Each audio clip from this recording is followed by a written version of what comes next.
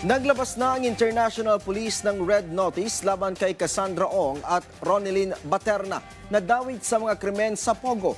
Hiniling na rin ang Red Notice laban kay former presidential spokesperson Harry Roque. Yan ang ulat ni Harley Valbuena. Kinumpirma ng Presidential Anti-Organized Crime Commission o PAOC na nakakuha na ang gobyerno ng Pilipinas ng Red Notice mula sa International Criminal Police Organization o Interpol laban kina Cassandra Ong at Ronelyn Baterna, ang dalawa sa mga akusado sa mga krimeng may kaugnayan sa Philippine Offshore Gaming Operator o POGO. Ito ay matapos mapaulat na nakalabas na ng bansa si Ong at huli itong na-track sa Japan. Ang dalawang ahensya, PAOC at PCTC, ay makikipagbigay-ugnayan sa ating Department of Justice at sa National Bureau of Investigation para formal na maihatid, matransmit sa kanila itong mga red notices po ng ito.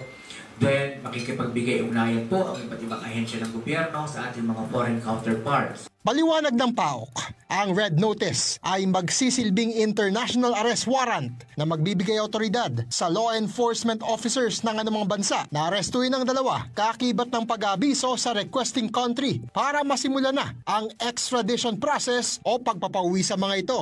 Sina Ong at Baterna ay naharap sa mga kasong qualified human trafficking hinggil sa niraid na scam hub sa Lucky South 99 sa Porac, Pampanga. Malakas naman ang kutob ng PAOC na magkasamang nagtatago ngayon ang dalawa.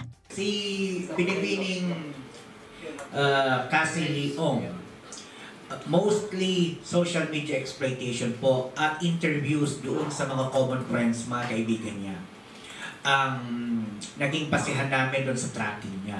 Samantala, nilinaw ng PAOC na hindi konektado sa isa't isa si Cassandra Ong at si resigned Congressman Zaldico na kapwa huling namataan sa Japan.